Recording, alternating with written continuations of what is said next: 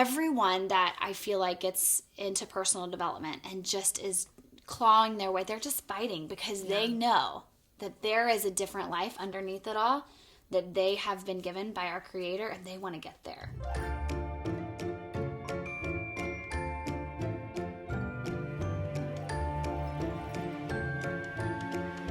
Hey everyone, welcome to the Lauren Rainey Tenney Show. I am so excited today. Hi friend. Hi friend.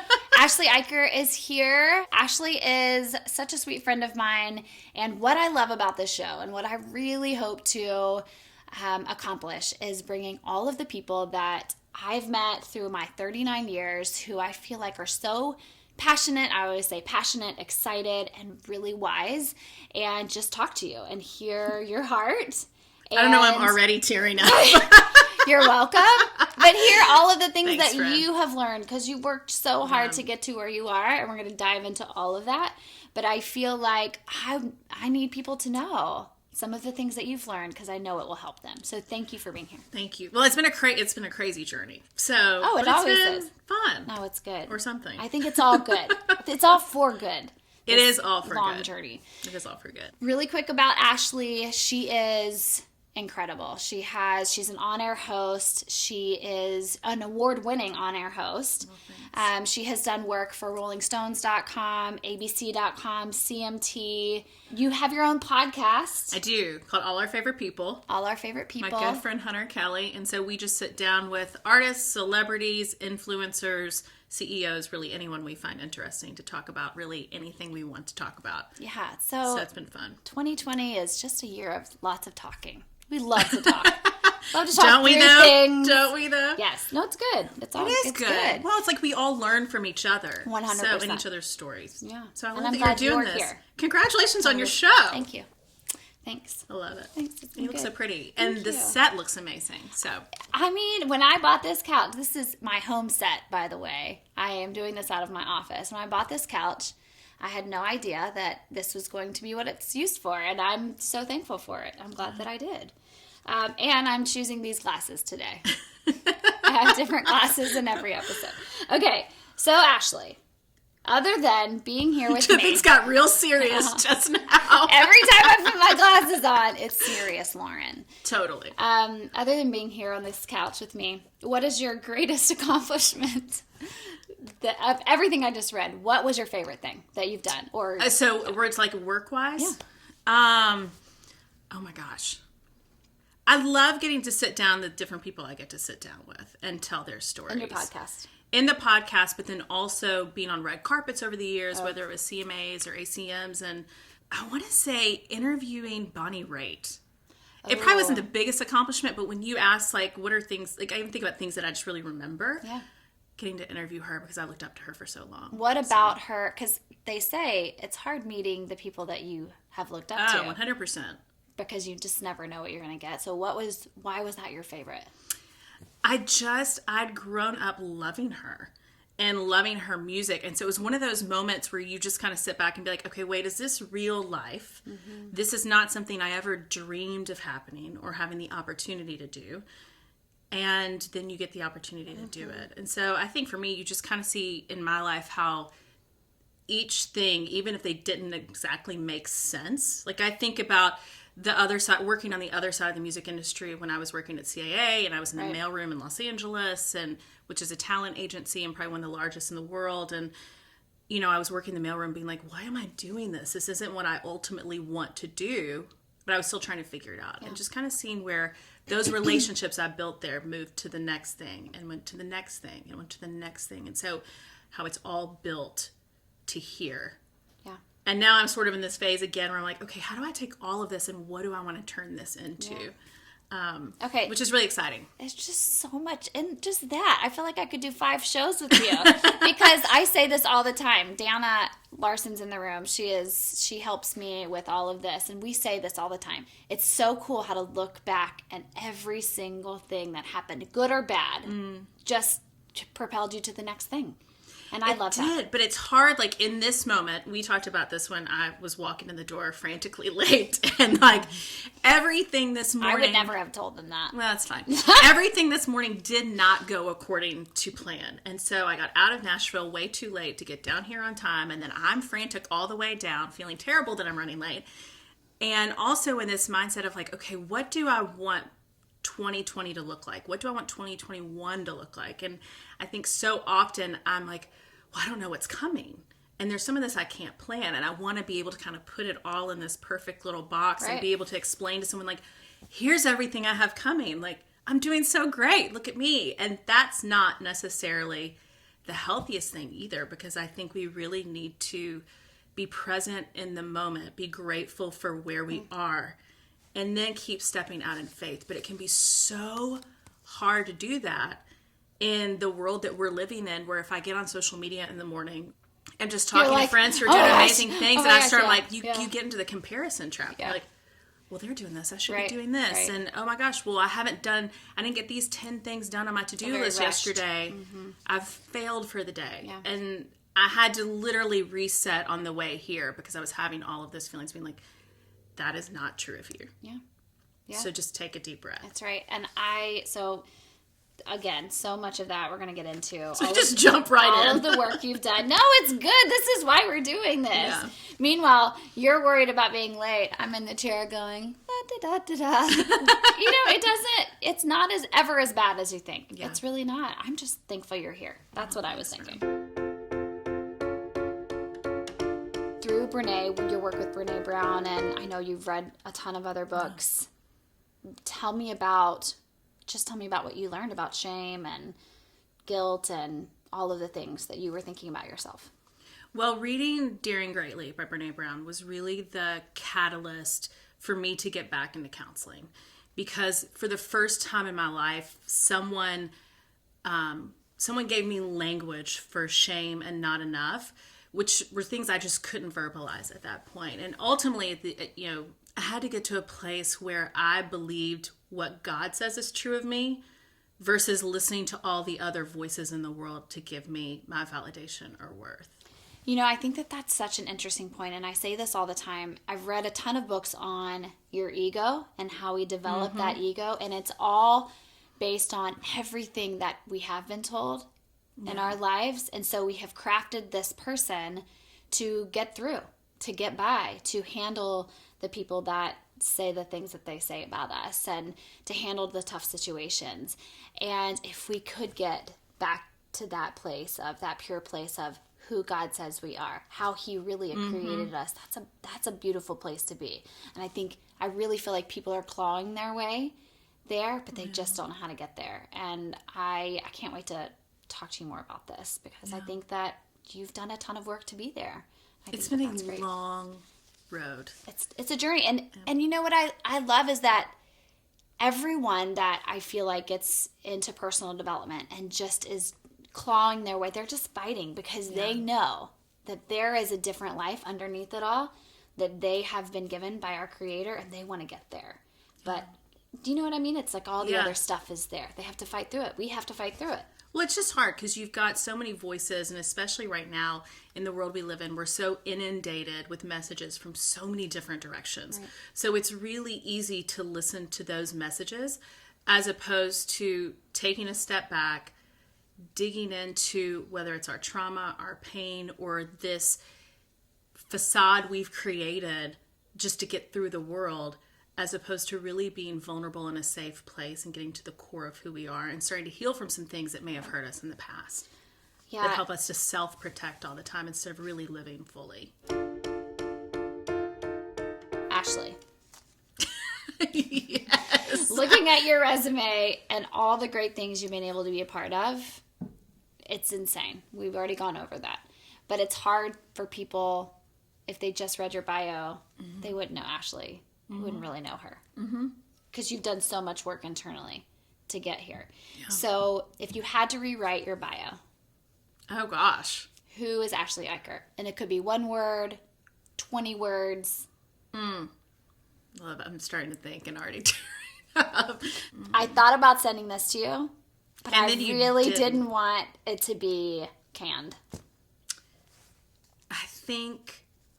think sometimes the hardest thing for me to believe that is a journey, and it's still a journey. Like, even talking about personal development, like, all this work I've done, it's not like one day you just arrive and everything's perfect.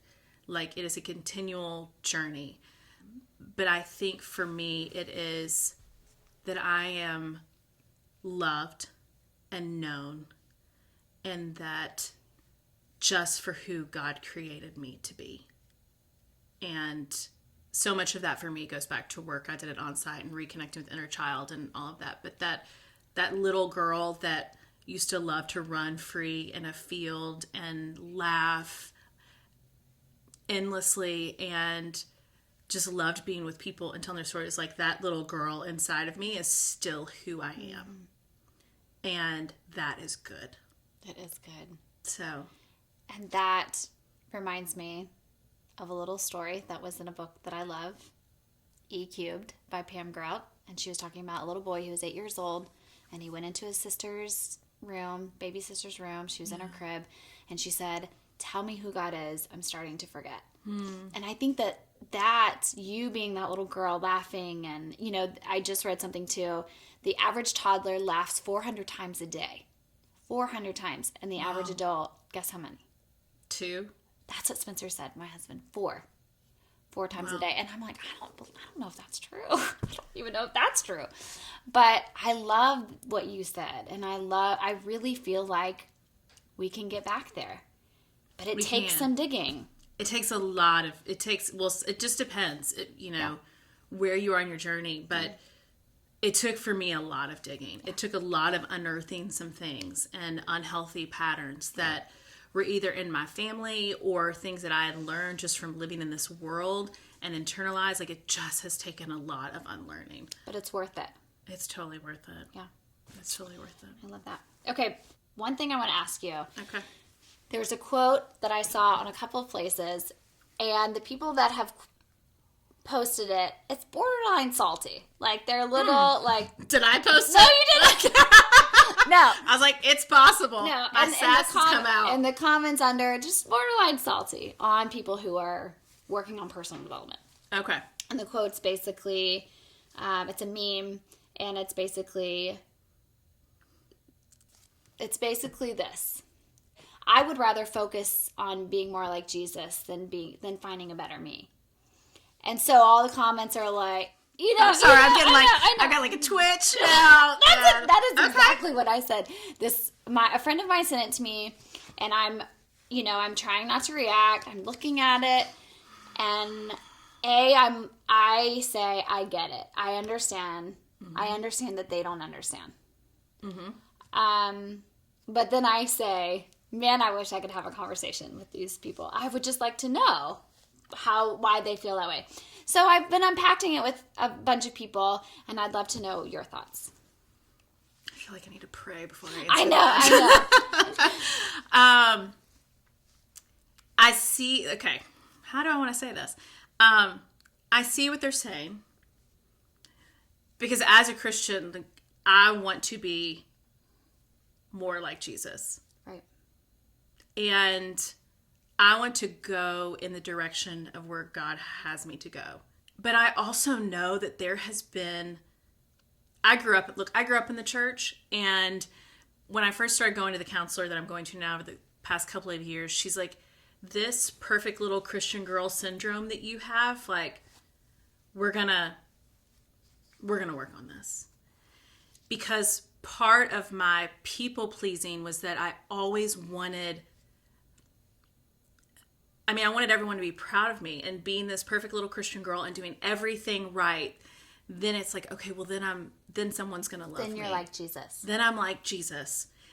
And the reality is I was squashing so much pain, so much trauma, so much shame, because I was, I think, using my faith as a crutch in a way, as opposed to actually sitting there and getting really real with God, with my counselor, and saying, like, this stuff is hard. Yeah. And I'm putting on this, like, oh, I've got everything together and I feel so great all the time. But really, I was struggling so much inside. And so part of, for me, and just my mental health, is that I feel like God gave me an incredible counselor that the first time I sat down with her, she was like calling things out in me that I was like, oh, this is painful, but so good. And this journey over the last 3 or 4 years of continually asking God, like, who am I? Who do you say that I am? Who did you create me to be? What do you have me to do next? And being able to dig into the pain and the trauma and asking him to heal it. But sometimes part of that healing comes because you have really incredible professionals that are trained to do this. And he has given the wisdom and the knowledge and the education to help. Ashley. I just got real fired up. But you know, isn't God though? Isn't he the most complex person, the most complex being? Doesn't he know, like, aren't there depths to him that we don't know? So why aren't there depths to us that we don't know? Yeah. Why is it bad that we aren't just digging and searching for the foundation of him? And that is complex, and that is courageous and exciting, and right? 100%. That's scary at times, and life is just complicated. Right. Jesus. And people are complicated. And I think, you know, my mom, me going to counseling has kind of, a lot of people in our family go to counseling, but they say when one person starts to get healthy, well, no, that is true too. But they also say if later your kids go to counseling on their own, you've done a great thing as a parent. You've done your job if your kids decide they need counseling. You know, it's funny. I have friends that joke how they're going to save for their kids' counseling fund as opposed to their college fund. They're like, we're clearly doing something. And I have incredible parents. Yeah. I grew up in a very loving home for which I'm incredibly grateful. But it's like we all have our stuff that you don't realize you're doing and we're taking things in because kids are such sponges. And so, and just the world that we're living in, and especially the messages that are coming at us all the time, which we've talked about. But one of the things I remember my mom saying to me at one point when I was kind of the depth of just like, why do I feel angry right now? Like, what is going on inside of me? And I couldn't figure out what it was. And I remember being like, oh, I'm just mad at God and I'm just angry and I just don't understand what is going on and why I feel the way that I do. And I remember my sweet, incredible mother saying to me, she was like, honey, don't get mad at God. Don't be angry at God. And I just remember being like, but he's God. He can handle it. Oh, he can handle it. He can handle it. And if I truly believe that he's the God that he says that he is, he can handle it. He can handle my pain. He can handle my questions. Mm-hmm. He can handle the digging, and he will always be right there with me. And he still loves me. And even in those asking questions, it is drawing me closer to him because I'm trying to figure it out. Yeah. I'm imagining God like almost being a punching bag, and he's like, or like, you know, the trainer, and he's like, I can take it. Keep going, you know. He has such grace with us. Yeah, he loves it. He has such... I get it. I understand your questions because our lives everyone's has been speaking into us, and this is why we're here. We're at the point we are today, and it's very hard it's not, God would love to have that not have happened, you know, but because we're all human, like it's just not, we can't prevent it. So being at a place where we are able to work on ourselves and unpack that and get to the complexities of us, which are God. I mean, he lives and breathes in us. I think that's a beautiful thing. Well, and I'm on the point about anger. Like I had a counselor say to me, she's like, Ashley, anger is not a bad emotion. It's what are you doing with it? Yeah. Talk about your step back from social media this past year. In a world of so much noise and feeling like you have to do it, that had to be hard, right? Well, and so much because it's a part of my job and what I do between the podcast and then everything else that I host or produce for other clients. Like I need to be present on social media all the time. But what I realized was that towards the end of 2018, there were some things that had just triggered in my life to where I went to see my counselor and she's like, we've hit the deep, deep pain. And I have some friends that have this place called On Site, which is about an hour outside of town. And they were like, she's like, it's time. And basically what that is for 7 days, you go there. It's called the Living Centered Program was what I did. And no phone, no email, no nothing for 7 days and you're with like 60 other people. And it's digging into your deepest pain and finding healing and then kind of beginning that road on recovery. And so for me, I just realized coming out of there, like social media is not healthy for me right now. Like at the end of 2018, I would be on it and scrolling all day long. Like I'd wake up in the morning and instead of taking time for myself and either going to work out first thing or sitting and having a quiet time and spending some time with God and journaling, which is how I just kind of process life. I would just lay there in the bed and just pick up my phone and start scrolling. And immediately at 5:30, 6 o'clock in the morning, whatever it was, I would just start to feel terrible about myself. Like I hadn't accomplished already enough that morning. I'm like, I'm still laying in bed. And like, come on, this is ridiculous. But we start to compare. And so I just realized in order for me to really do what I needed to do to set really healthy boundaries for myself over the last year and really begin to heal in the ways that I felt like I needed to heal, I needed to just take a break. So I stepped back. It was really hard because it wasn't like I posted on social media, oh, I'm taking a break. Like, know, I just had to make a conscious effort every day to be like, I'm not getting on first thing in the morning. Like I still had to find time where to get on occasionally, but I didn't post as much because I found that when I started to post, I was like sitting there for hours being like, oh gosh, well, should I post like this or should I post like this? Or gosh, what will this person think? Or, okay, well, that post didn't get a lot of likes, so maybe I should like delete it. And I'm like, this is insane. It's insanity. And so I think I had to step back from all of it just to say, my worth is not defined by this. It's not defined by a number of likes. It's not defined by if I post 3 times a week. It's not my brand. None of that defines me. But it took a lot. It took stepping back from it to see that. Let me ask you this. And you're stepping back from social media. Did your life go on? It did. Shockingly. It did. I still had friends. Going. Yes. My life went on. Right. And you didn't miss any opportunities. No. Yeah. I could step back and create the headspace to do the things I needed to do within my own heart to heal. And you know what I feel? I understand what you're saying, and I wonder if you feel the same way. I feel like it's empowering. It's a really powerful feeling. The day you realize, you know what? I don't have to do this, or I don't have to do that. Yeah. Everything is going to come to me as it should without doing... hustling. Right. That's the thing is we just feel like in the world we live in and all the messages we hear all the time, it's like, well, if I'm not hustling, I gotta hustle. I need to accomplish this. I need to do this. And for me, I'm such a people pleaser and always have been that I also want people to be happy and pleased with me and like me, which I like to call myself a recovering people pleaser. But that's hard because, again, you're just hustling for everyone else's approval, whether it's, a spouse or your boss or your kids or your friends or Instagram. I'm like, there are people whose opinions I was worried about. I'm like, I don't even like these people.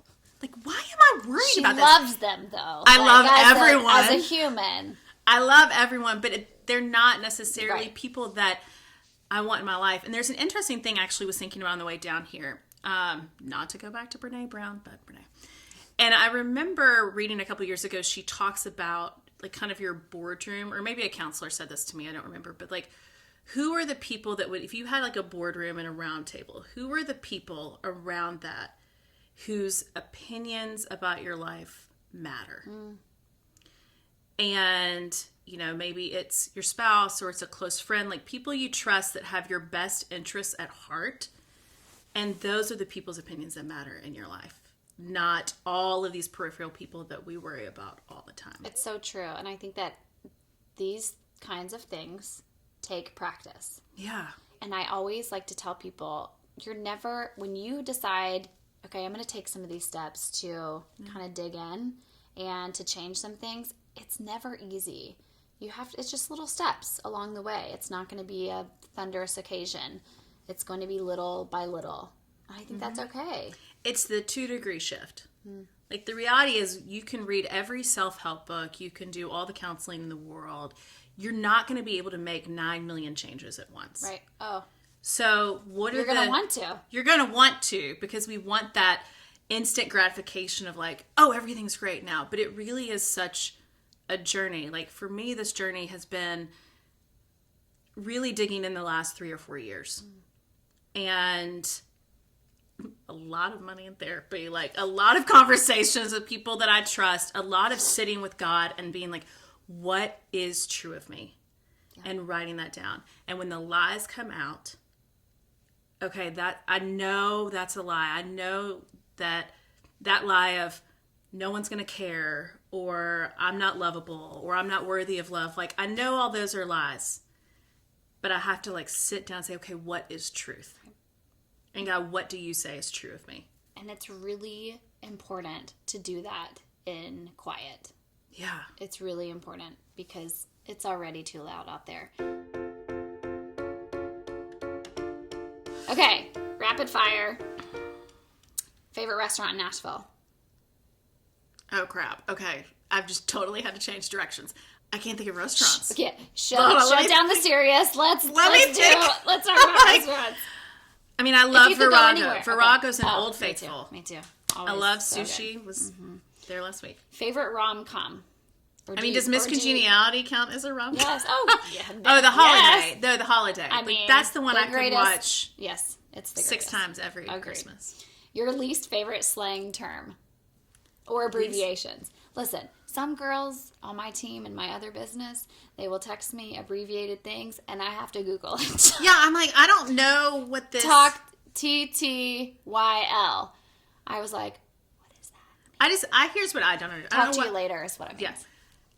First of all, I have to really think about it. And how much harder is it to just say, talk to you later?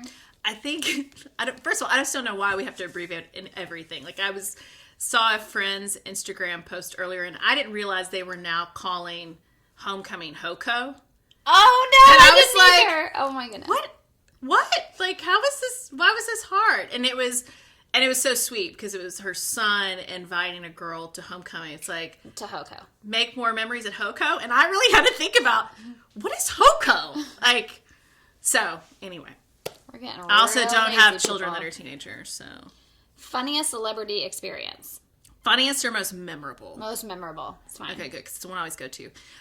When I was at Creative Artist Agency in LA, I was working in the mailroom. Like, basically, the way they start you off in Los Angeles is that you are an assistant to one of the agents. And then when they start looking at the fact that they're going to eventually promote you to be an agent, which I was working in music and going to sell sponsorship and endorsements for music. So they're like, we're going to promote you to a trainee, but your rite of passage is to go back to the mailroom and work in the mailroom for an undisclosed amount of time that is typically like 3 to 6 months. And you get into the office at 5:30 in the morning every day. You have to stay till 9 o'clock, and you are basically, there's like 6 trainees in there with all the other folks in the mailroom. And you're basically running any errand that the partners or their assistants need you to run. A lot of times that was like scripts out to Julia Roberts or like Brad Pitt's house. Oh, yeah, me too. So the most memorable moment, though, I remember getting a call in the mailroom, and they were like, Ashley, we need you to go meet a client in the garage, which I always knew if they tell you to go to the garage and this person's not coming to the front door, like it's one of their biggest clients. And so to come meet with, he's got a meeting with Richard Levitt, who's the president and CEO of the company. And they're like, he's got a meeting with Richard. Will you escort him from the garage up to the meeting room and, wait with him until Richard gets there? And I was like, okay. And I'm just hoping it's like Brad Pitt. You're like, lipstick, I was like, fluff in my hair. And I get down there and it's Tom Hanks. Oh my God. And, I just have never forgotten how kind he was to me. Oh my goodness. We were probably together for like 15 minutes just chatting on the ride up the elevator and standing in the conference room just waiting for Richard to get there. And he asked every question about my life, my family, where I came from, what I wanted to do with my career. Just could not have been kinder. And he didn't have to be. Like, you meet a lot of, it's kind of like you were saying earlier, you get nervous about the people that you've looked up to because you don't know if they're going to be great or be jerks. And there are a lot of people that can be jerks. Right. And I was the low man on the totem pole, and he didn't have any reason to have a conversation with me other than he is so incredibly kind. So he was, to this day, whenever I get asked who's the most memorable or the nicest celebrity you've ever met, it will forever be Tom Hanks. That's awesome. And I've just never forgotten the way he treated me. And it has made me think about, the way you should treat everyone the same, whether it is the receptionist or the executive or the CEO. You never know. You never know where they're going to end up. And I learned that lesson when I started working for Winona as my first job out of college. But the way you treat everyone matters. But also, just going back to what we were saying earlier, you just love people because that's what we do. And you understand that. It doesn't matter what your title or your status is. It doesn't matter. But I've just never forgotten how kind he was. Yeah. So one of these days, I'm going to see him again and tell him. That's awesome. And he's going to love that. I know. He's going to go, I remember you. You're going to be like, no. It's fine. No. Probably not. You're memorable. You're memorable, Ashley Eicher. Oh, man. Okay. You're from Kentucky? Yeah, grew up in Louisville. How many times have you been to the Kentucky Derby? None. Oh. Which is devastating. Devastating. Someone get her VIP passes. Thank you. From your lips to God's ears. So growing up in Louisville, we just always threw derby parties. And I didn't grow up in a home where my family was like out on Millionaire's Row. So we would just have these great neighborhood parties, and you'd go to a friend's house and watch the Derby, and it was always a huge production. And I just never got the opportunity to go. And by the time I was 18 and going to college, every year I kept saying at school, I'm like, okay, I'm going to take my friends back and we're going to go to the Derby. We'll go to the infield. It'll be great, like just to have the experience. And then it was always finals week. Oh. And then by the time I was working full time, I just didn't make it a priority. So no, I've never been. Oh my word. And I would love to go. Yeah, let's go together. But only VIP. Yeah. Are you that spoiled now that we're like, oh, I need fancy? I think I just want convenience. That is where I am today. I just want convenience. We outgrew the infield, basically. I know what goes on in the infield. I like remember being in college. That is like a big old frat party. That's like going to steeplechase in Nashville. I was like, I can't do the infield anymore. It's a lot of fun. It is crazy. Ashley, thank you. Yes, friend. Thank you. Fun. This was so fun. Thank you for having me. I could talk forever, but I appreciate you and your vulnerability and your honesty and your light. I think that everyone will be able to see that just listening to you. So thank you. Thanks, friend. I appreciate it. Congratulations on the show. Thank you. I am so excited that you were here with us. Just remember throughout this series that people are typically doing the best they can with what they know. And if we can remember that, it will save us a lot of heartache. See you next time.